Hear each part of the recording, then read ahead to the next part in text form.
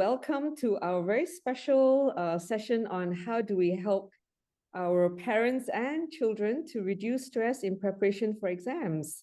So with me, I'm absolutely delighted to have Dr. Faith Chai, who is the LKC School of Medicine Assistant Dean in charge of education.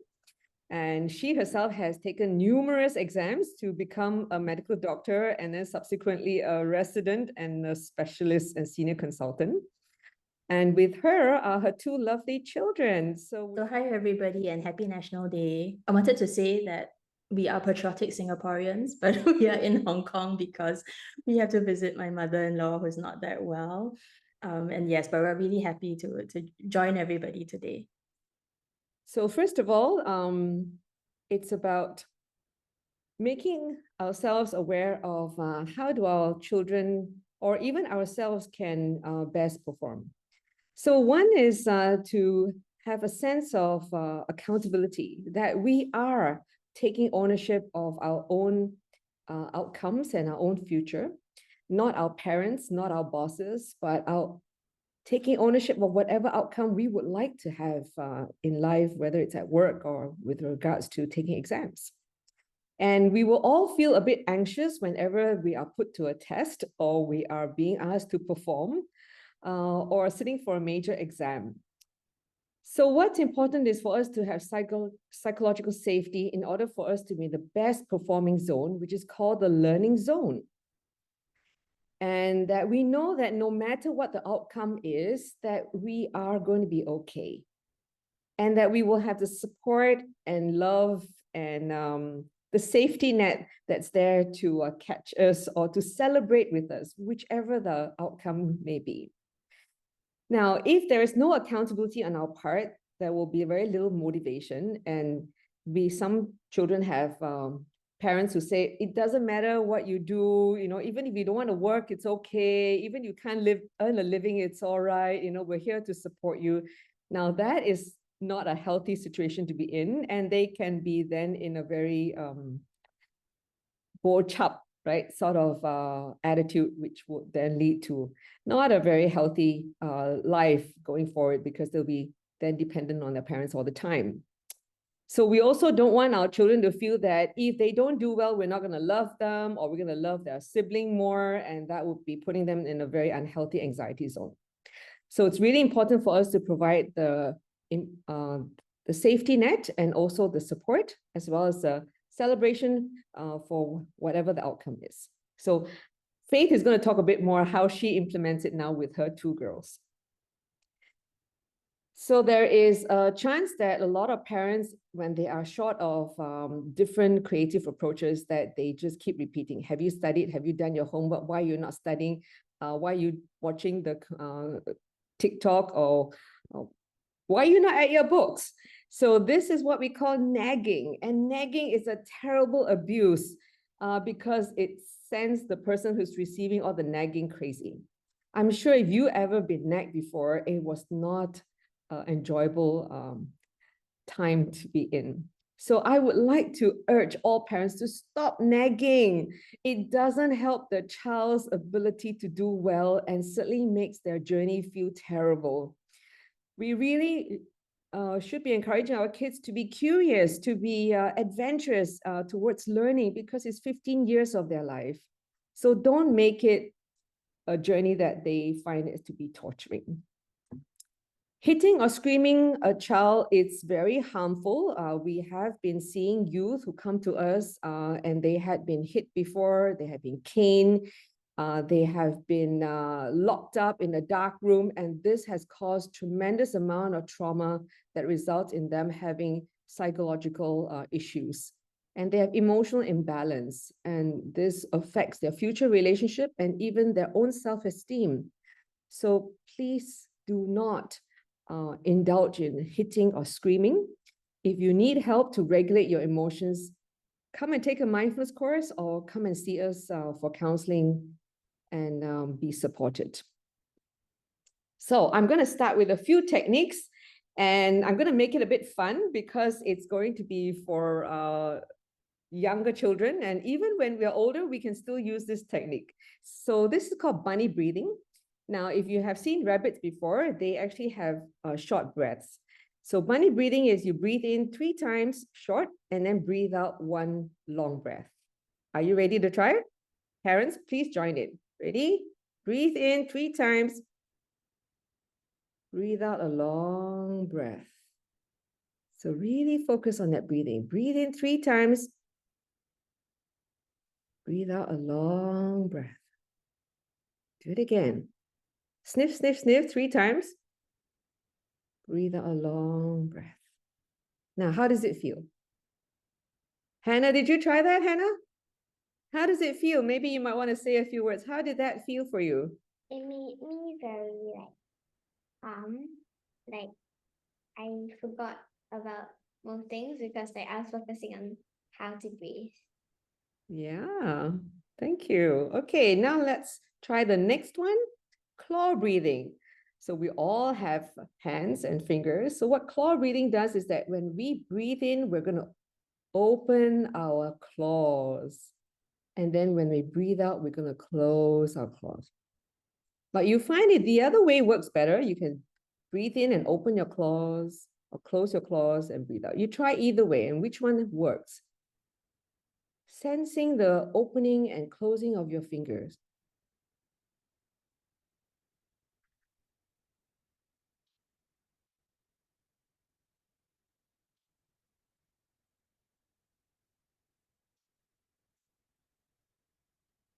Okay.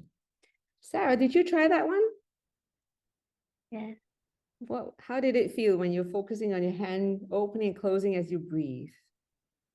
A short relaxing Yeah. and therapeutic. I could stretch my hands while breathing. Thank you. So you can certainly use this when you're feeling your body in the state of nervousness. Yeah. Okay. Thank you.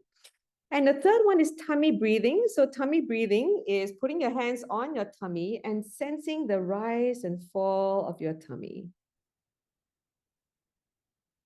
Now place your hands on your tummy and just let your body breathe, and you can just sense your tummy rising and falling.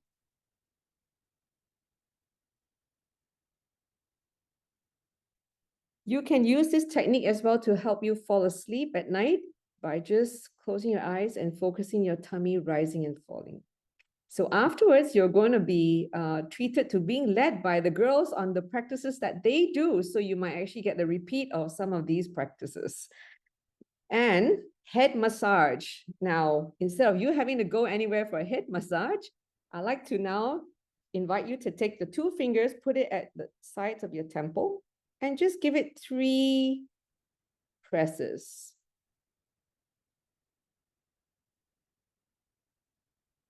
Okay, and now put it behind your ears at the bottom and press in 3 times.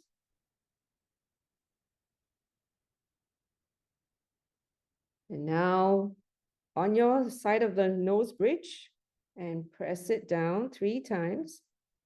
Feel the sensation of the pressure. Okay, and now put all your fingertips on your head and just press, applying pressure on different parts of your head based on what you feel it's comforting. And then press down to your back of the neck. How does that feel? Good? So you don't have to go for a spa or book a massage. You can do it yourself anytime if you feel that your head feels like bursting, right? So, okay. So supporting our children through exams, I'm now going to hand over to Faith, Dr. Faith Chai, who is going to share with you her journey. Thanks so much. And hello to all parents and children out there.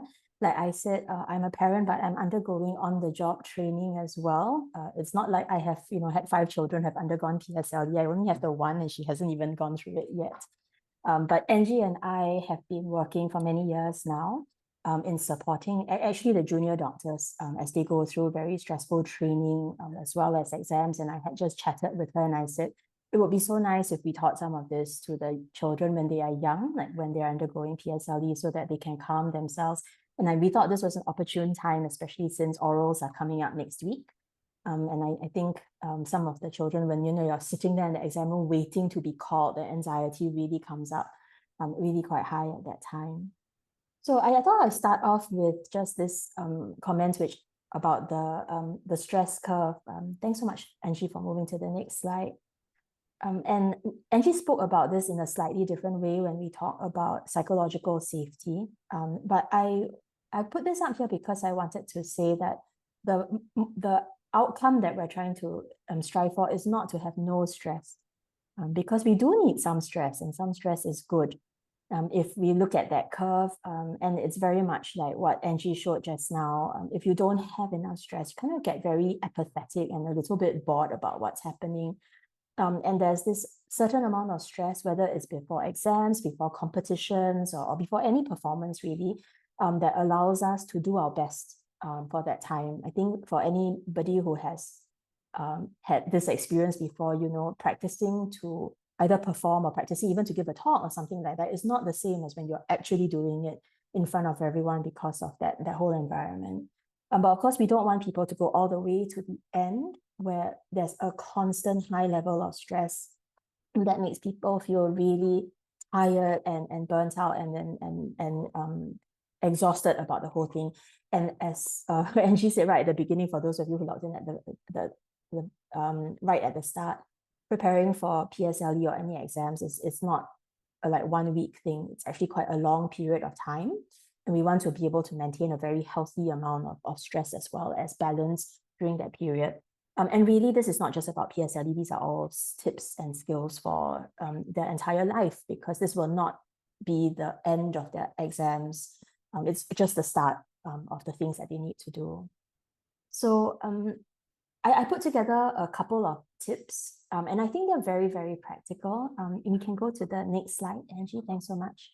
And I say this really parent to parent. Like I said, they're very practical, and I think many of you are already doing that. But we just wanted to articulate it so that we're very structured about what we are supporting. The first thing I think that's really important is that we need to create a calm and supportive environment for the children. Part of this is really the psychological safety. Like Angie said before, it's important that our children know that no matter how they perform, we are still there to love them. When they come home from school and they're upset and they're stressed or they've got a lot of homework to do, the home being a calm place for them becomes a place of rest and security, rather than another place that creates more anxiety. When I think about this, and I must admit that I don't just see it in our children at this school-going age, but also all the way up to the medical students and the residents. Sometimes the anxiety that the parents feel, I think, is not so much for the child themselves, but about how it reflects on us as parents. And I think that's important for us to know, is the fact that our child does well in exams or performs in multiple instruments or wins in competition. Is that for them, or is it because we think it reflects on us as parents? The second tip is to make sure that our children are well fed and well rested. And actually, the last thing is that they play well as well. I think we're all familiar with Maslow's hierarchy of needs. The bottom layer is very simple things: food, rest, a safe space. And if that is not fulfilled, then we cannot go up the hierarchy to do higher things. So I know that sometimes the children's schedules get so busy that it seems as if they almost have a worse day than we do as working adults, and longer days because they start school so early in the morning. And I know my daughter and I were just, we were driving by the Chinese tuition center, and then we realized that there's tuition until 9:30 at night. There's still a class going on, and the children have started school at 7:30 in the morning. So please make sure that we support our children with healthy meals. So for our family, we try our very best to eat together as a family, home-cooked meals. every evening for dinner when we finish work. We try not to do this situation where we've got back-to-back activities such that we're eating in the car or something like that. Or, just going drive-through Macs. Although drive-through Macs is a treat in itself, but that should not be our staple food. So make sure that when they go to school as well, their snack breaks, you keep them well-fed and with healthy things and well-rested, that they get enough sleep every night. And I guess, as the ramp-up goes through getting nearer to the actual exam, it's important that we block out time for our children to just make sure that they chill. It depends on what they find helpful for them to kind of like relax or recover, whether it's, I'm a big fan of going out into outdoors and running around. I think the girls love scooting or cycling or just going to the playground, right? And that's like a really nice time just to completely disengage from exams. Sarah likes to crochet or read. Sometimes I find her just lying on the floor doing nothing. I guess that's her chilling, so it's okay. The third thing that I'd like to share is be mindful of your own stress. It's kind of related to the first point, but sometimes we bring not just the stress of our work home, but our stress of their own performance. I heard before that going through PSLE parents experience is like a more bonding experience than going through NS or something like that.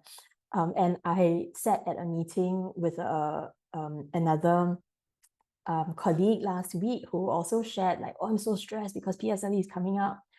And I think let's be mindful of that, because if we are stressed about it, the children will be stressed about it.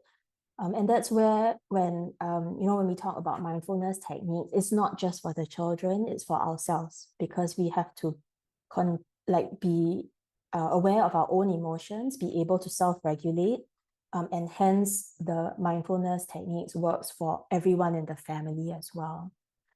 So the fourth thing is teach your children mindfulness techniques.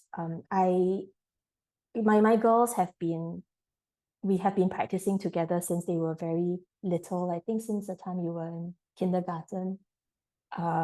So they have very simple mindfulness practices that they can do themselves.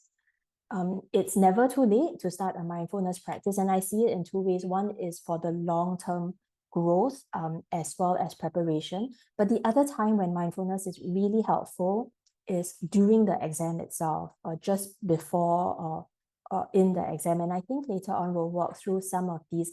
Angie has already taught us a couple. There are a couple that I and Hannah likes that we can talk about after this as well. Very, very quick, just a few seconds or half a minute that can be used within a stressful situation to bring us back grounded, so that we don't spiral into this situation where you can't concentrate anymore. I think the children like to use this term, their brain is not braining. Is that right? And they discuss that, like, when they're doing an exam or a test and they know how to do it, they know the material, they know how to answer the questions, but at that point in time, their brain just won't work for them. And I think this is where the mindfulness techniques are very important. Just take a step back, calm yourself down, and start again. The last thing is to focus on growth through all our discussions. Like I said, PSLE is just the beginning of a very, very long journey for life, and a lot of these are life skills. I think we should focus on growth. The ability to do so really creates a growth mindset for children. And I give an example from my own experience. I think I had very, very harsh Chinese teachers, and I'm really, really poor at Chinese. And there are many things in life that I can think I can do. Like, I will not be worried about taking on something that's completely new to me. I will be able to learn and grow from it through mistakes. But somehow, once it comes to Chinese, I have a very, very fixed mindset that I'm lousy at it. I'm not able to do it. I can't even start to try to read or to answer a question. And so I think that's where I try not to create this mentality in the children. And there is this thing called intergenerational anxiety. If I'm very anxious about Chinese and I try to teach my students my children, I mean Chinese, sorry, usually I teach patients and students, but now we're talking about children, Chinese, I pass on the anxiety for them. And studies have actually shown that parents who think that they're lousy at maths, and when they teach their children maths, it shares this anxiety to the children, and the children do worse, versus someone who really feels that they are lousy at maths, but then does not teach the child and allows the child to do it by themselves. Those children actually do better. Yeah, so for our children, let's focus on their growth rather than on what they can't do or the outcome of every exam. That mindfulness is practiced every moment of our life when we are fully in the moment of awareness. And it doesn't have to be time put aside. So when we are eating, like Dr. Faith Chai was saying that, don't eat and do something else, right? Like, rushing from one place to another and just stuffing food in the mouth. Because eating is a very important function for our body. When we have awareness of what we're eating, we also tend to chew better and appreciate the food that we are consuming. And to also ensure that we're making good choices about what we put into our body. When we are walking, it's a very helpful practice to walk and be present with the feet moving. When I went to the market earlier on, before coming back for this seminar, I noticed my mind racing into the future and thinking about this webinar that I'm going to do. And when that happened, I noticed the sensations in my body of anxiousness, right? Certain, my heart started to beat a little bit faster, my breathing went a bit more rapid, and also my stomach felt a little bit queasy. So it doesn't mean that when we are a mindfulness practitioner that we don't experience all these sensations, because it's absolutely normal. So it's to remember at that moment, then I brought my mind back to my walking, which is stepping on my feet, feeling the sensations of the feet walking. And I would even say step, step, step. And that helped me to anchor my mind so that I'm not thinking ahead of what I have to do. And this is what brings the anxiety down. So when you are supporting your children, it's not to keep thinking about the exam, because the exam is not a few days away or a week away or even a month away. It's not something that's happening now. So it's more important for us to focus on what is it now that we can do to enjoy this moment, and making studying enjoyable. To be able to say to your children, oh, how was your studying? What did you learn? Would you like me to do a little quiz with you, or whatever it is that is helpful? And not to say, have you studied? How much have you studied? How much more do you have to study? That will just keep getting their mind to go back into the past, judging what they have done, and into the future, what they have yet to do. That would build up the anxiety, which is not helpful. So as a parent, we need to ground our own mind, because as mentioned just now, we can end up passing our anxiety. So showering is a really nourishing, uplifting activity. It can be even more so if we are present with the water running down our body and actually feeling that. And when we are soaping our body, to feel and even smell the fragrance of the soap. So we can do that mindfully, listening to music and dancing. Dancing is a great way of working up the endorphins, which are the happy hormones. That would be very helpful to improve the brain's focus and its function. Okay, so do things with your kids that are fun, that are uplifting, and they will actually be able to do more. So before I get into this, I'm going to stop share so that I can invite the girls to share their experiences of mindfulness and what they have been using, and to teach some of their parents and children who are currently listening in. So as a dancer, when I am really, really stressed or anything, I try to calm myself down by listening to some music and start dancing. Either that or I do this breathing called box breathing. So you breathe in for 4 counts, and then you hold your breath for 4 counts, and you breathe out again, and you hold for 4 counts each. Do you want to bring everyone through that and we can all do the box breathing together? Okay. So, breathe in for 4 counts. 1, 2, 3, 4. And then you hold for 4 counts. 1, 2, 3, 4. Then you breathe out for 4 counts. 1, 2, 3, 4. And we hold for 4 counts. 1, 2, 3, 4. Okay.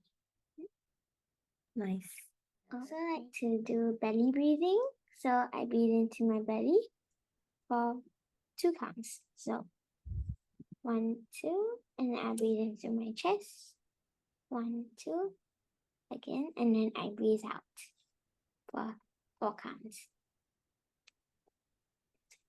Breathe into my belly for 2 counts, and then to my chest, and then I breathe out. Thanks, Hannah. How about you, Sarah? Oh, when I'm nervous, I calm myself down by like listening to music because I find that really helps me take my mind off whatever I'm stressed about. I also like read sometimes, like an easy read, because that like transports me to another world where I don't have to worry about exams. So during the exams, at the front of the hall, there's this giant red clock, and I find that it's really helpful to just look at the clock and breathe in and out while watching the seconds, because that really calms me down. It helps to lower like my heart rate, which like just makes me feel more relaxed and I can focus more.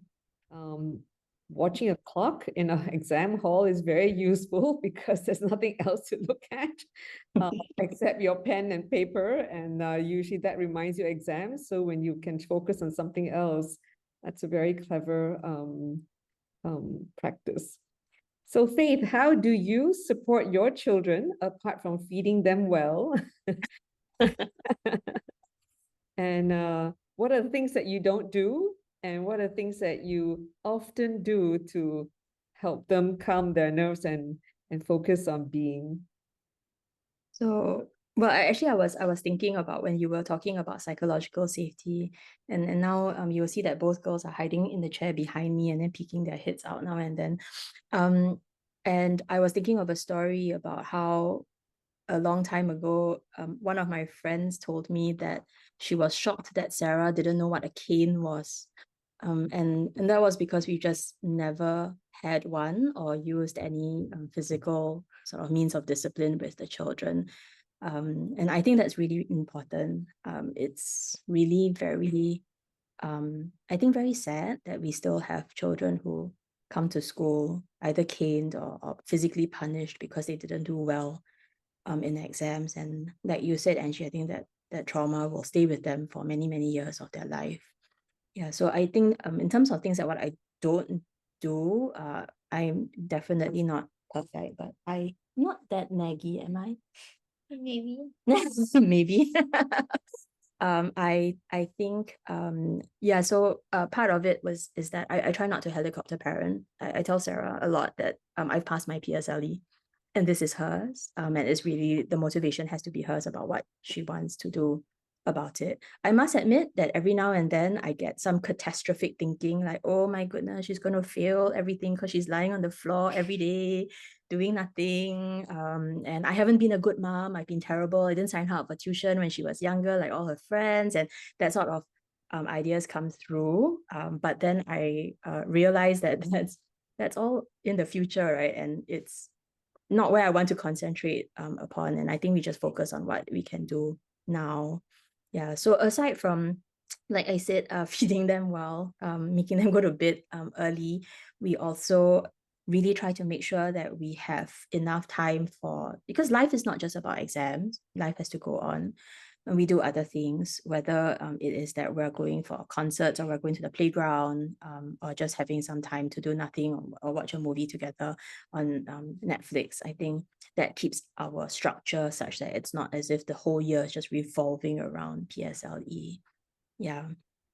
I've also, I guess the mindfulness techniques we've learned over the years, it wasn't just specific for this. The girls also use an app, which is helpful because it means that it guides them to practice on their own. There's a kids version of the app. So in the app, there's this they would have different exercises, and you can click on one thing. I like to click on the thing that says journaling.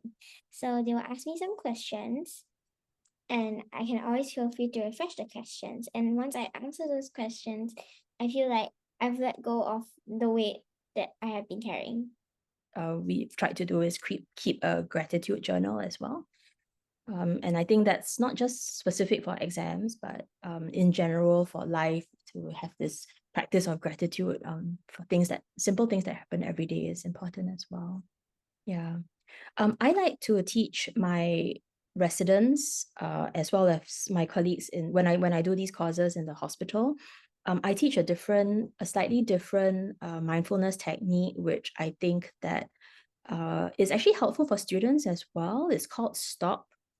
STOP. In the hospital, the time when we do stop would be in between patients, and we use a cue. For example, if I'm seeing a patient and I'm going to the next patient, I don't want to be still thinking about the previous patient. And so when I do my hand hygiene and I put on the alcohol hand rub, that's the perfect time that you can do a stop. Stop stands for S is really stop, to stop. T is take a breath.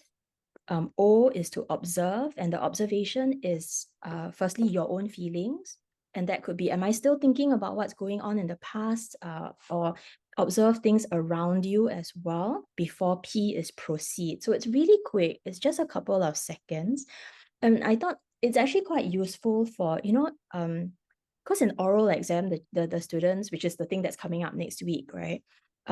The students will have to do like a reading, then they've got to answer questions, and they have to do some conversation. So there's this sequence of events that's happening, and we don't want them to move on to the next one still thinking about the mistakes that they made in the previous, like, oh, I've read all these words wrongly in the mother tongue oral, and then when the examiner starts to ask them questions about other areas, they're still thinking about that. So I thought that was quite a useful technique for in between little chunks of activities to make sure we've left the old one behind and we're ready to start the new one.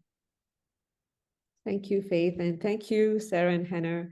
So this is a practice that helps the mind to let go, because we often review what has happened, and that's not to say we don't do that, but we just do it once rather than do it repeatedly and then starting to catastrophize, like, oh my gosh, I messed that up. When, yes, maybe there was one question that we didn't get right, but our mind will then obsess over that one question and the questions that we also didn't do so well in, instead of focusing on the many questions that we have done well in. Because getting 100% in any test or exam is almost impossible. And so for us to imagine or hope that we can actually get 100% score is really setting ourselves up to feel like a failure. So as we have seen in many situations, that the students who feel like a failure are the ones who are really the A performers. Most of the students who are used to getting B's or C's, they don't feel like a failure when they don't do as well. So getting a B is not failing. Getting a B is a really good grade. And for us to be able to celebrate that. And even the C, it's still, not a failure. And sometimes it's better for our children to go to a school that is the right one for them at this age, because our brain develops at different speed. Even our limbs develop at certain different speed compared to other children. Like if Sarah compares herself to another girl, the other girl could be a bit shorter and another one could be a bit taller. And because we can't see the brain, we think that all the brains are developing or supposed to develop in the same development stages, and it's not the case. So maybe Faith, on that note, you might want to say something from a medical perspective that, the brain doesn't develop this in the same, or kids or even adults. Yeah, I was going to say it's not just the kids, it's adults. And I think one of the things that's very difficult in our education system is that it's very time-based. We think that everybody who is 10 years old will be doing this, and everyone who's 12 years old who's doing this.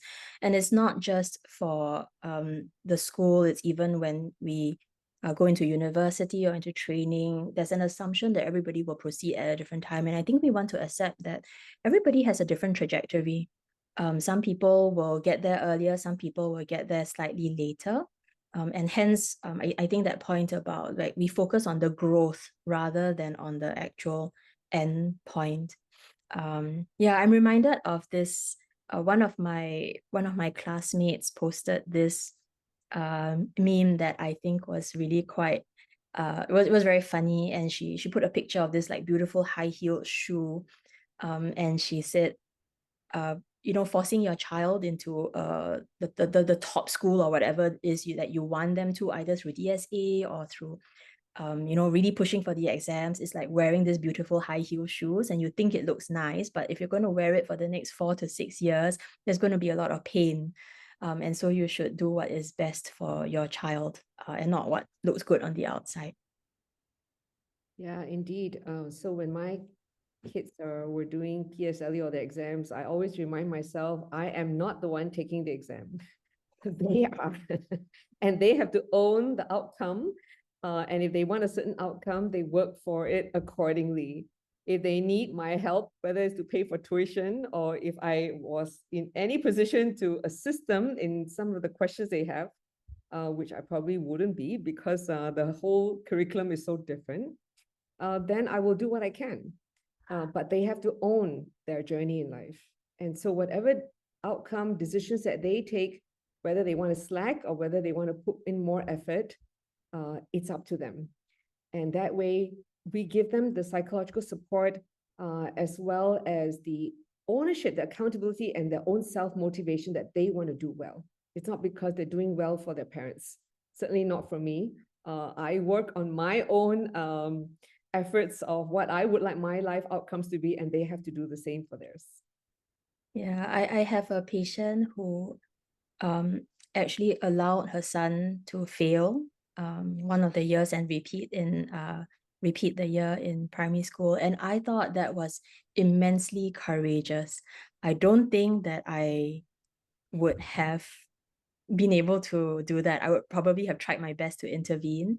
But her point was that he has to learn it now, and it's so much better for him to learn it when he is young than when he is an adult. And I have protected him all this time. I think that's really, I like I said, that's immensely courageous, beyond my ability, I think, to do that. But that's I think the principle behind it. Whatever our children learn right now, we may think that we are protecting them by doing things for them or forcing them to do things. But in the long run, when they are adults, it means that they don't have the skills to cope because we have stepped in at that point in time. Yeah. Yeah, and that is what resilience is, isn't it? The ability to bounce back, to say that, okay, I'm going to do it again. And that's what people in sports do every time when they finish a game. That competition is over or that performance is over. Even as a ballerina, if you slip in that performance is over. So now you just got to practice for the next one and put the one previously behind you. And that is resilience, not to consider a setback that, oh my gosh, that's the end of my career. No, or, that's the end of my life, and we catastrophize.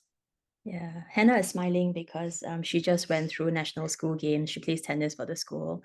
And so she's well versed with that feeling of losing a match and then having to play the next one and not, focus on the loss that had happened, but what will go for the next one, because they play back-to-back matches. Yeah. Yeah, and to reflect back that how could you have done it differently so that you learn for the next game, because there'll always be a next game unless you give up. I always would just think about the game, and all I want to get is my head straight in that game, like the game I'm playing now, because the game just now cannot be changed. I think I'm glad for the choices that we have made, because I'm not willing to sacrifice my child's mental health or our family time. So don't just restrict them to studying, study, but also make life enjoyable for them so that they know that life is great and life is worth living because it's so much to do and so much fun that one can have. So please make sure that you do nourishing things, not just the things that deplete you. And sometimes studying can be depleting when it's not your favorite subject. If it's not your favorite subject because of your teacher, you've got to put the face of your teacher away from your mind and focus on what is it that you can benefit from in learning. We all know that teachers make a big difference to our like or dislike for a subject. So when I teach in schools, that's what I also remind the teachers, please be liked. Tell a joke every class because that helps you to be liked. So I'm not sure if that's being implemented by some of them who've attended my sessions. How to help them maybe on the day of the morning is to make sure you sit down and have a nice meal with them. Get them their favorite food, even if it's unhealthy fast food, especially the day before the exam. That's Sarah's request. Whenever I asked her, how can I help you? She was like, I want my favorite food. Yeah. And also I think on the day itself of the exam, especially because the exams start very early in the morning, sometimes the morning is just such a rush because we're late. I think that we can help ourselves by going to bed early the night before, waking up early, so the morning is calm, and when they go there, it's calm as well. Angie, did you share the feel your feet practice as well? I did mention it about walking, but please mention it because some people may have missed it. Yeah. Oh, okay. So the one that I was thinking of was more like, when they're sitting in the exam room and they're all jittery. Aside from breathing, the other thing that they can do also is just feel that sensation. It's a kind of like a modified body scan where you feel the sensation of your feet on the ground, your toes, in your socks. Although when I tried to teach this to the girls, Sarah said, my toes and my socks are kind of stinky and smelly. I don't want to think about them.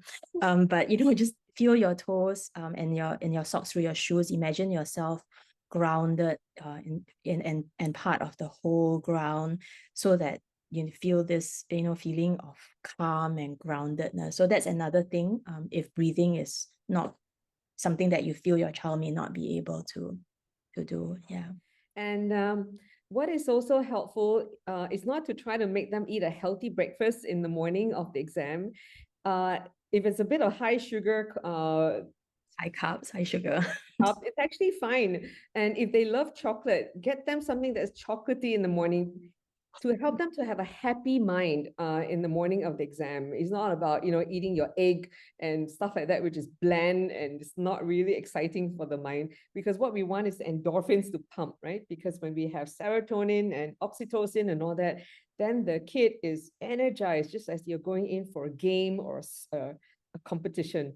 So yeah, they're kids, so you don't have to worry about low sugar at this point in time, especially not in the morning of the exam. Yeah, healthier SG can take a break for the exams. Yes, that's right.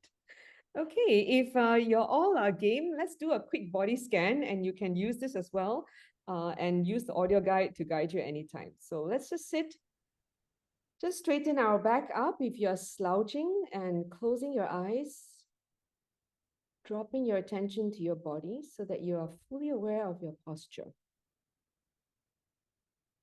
If you like to lie down, that's perfectly fine too.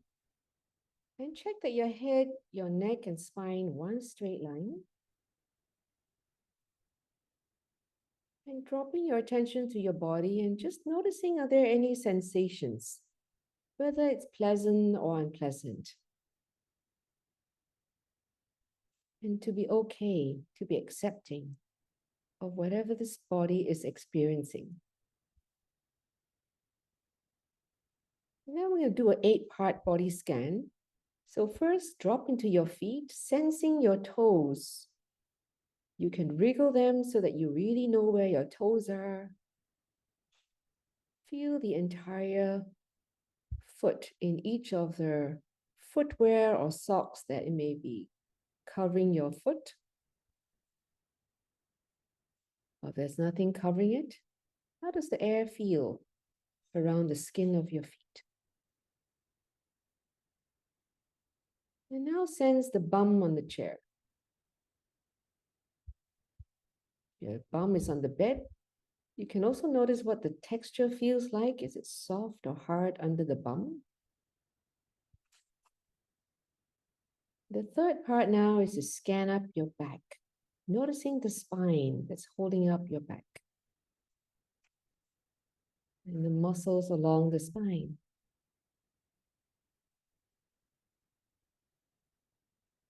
Then you scan into your shoulders, the fourth part.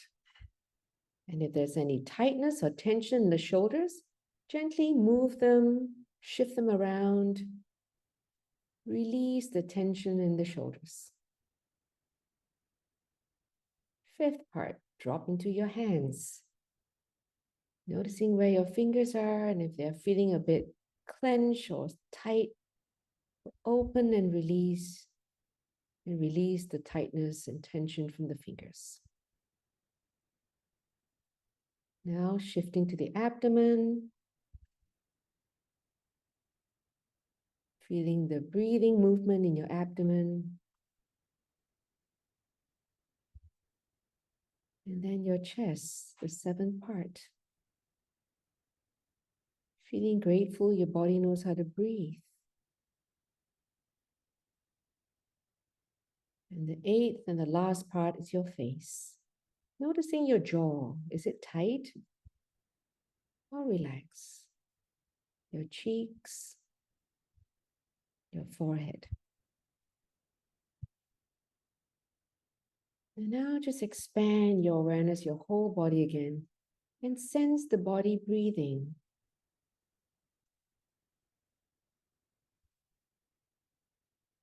When you're ready, open your eyes.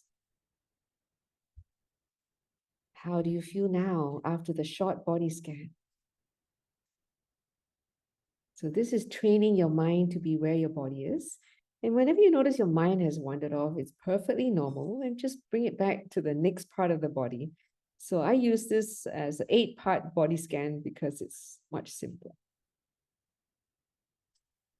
Okay, some last tips from you, Faith, before we sign off. No, I just wanted to wish everyone all the best for this coming period. Angie's put in the YouTube link for the brahmcentre mindfulness practices, which are really useful. You don't need to have an app to do it. You can just go into the center. My favorite meditation for myself is the loving kindness meditation, which Angie has a recording of, and I've also done a shorter version for the brahmcentre, so it should be in that site as well. And I find that really helpful for myself to calm myself down and to kind of the crux of it is the feeling of peace and love, and to wish ourselves well and to be well and happy, and then we can wish our children to be well and happy as well. And I think that's probably a nice practice for this period too. Yeah. Thank Well, you. anything you want to say? No, not really. Just adding on before signing off to what Faith suggested, remember to say, may I be well and happy. And may my children be well and happy. When we remember this, right, then we don't nag them and we don't say things that are not helpful, like things like, I told you so, you see, if you had only listened. These are really joy killers. You know, if they suddenly realize that what you shared with them was useful, just smile. Just smile that the seed was planted and now it's just germinated. Don't take credit for it and don't kill joy. Good tip, Angie. So with that, happy National Day, and please reach out to us. We're here to support you and to assist you in your journey of life. So take care, everyone, and have a good holiday, Faith and the kids. Bye-bye.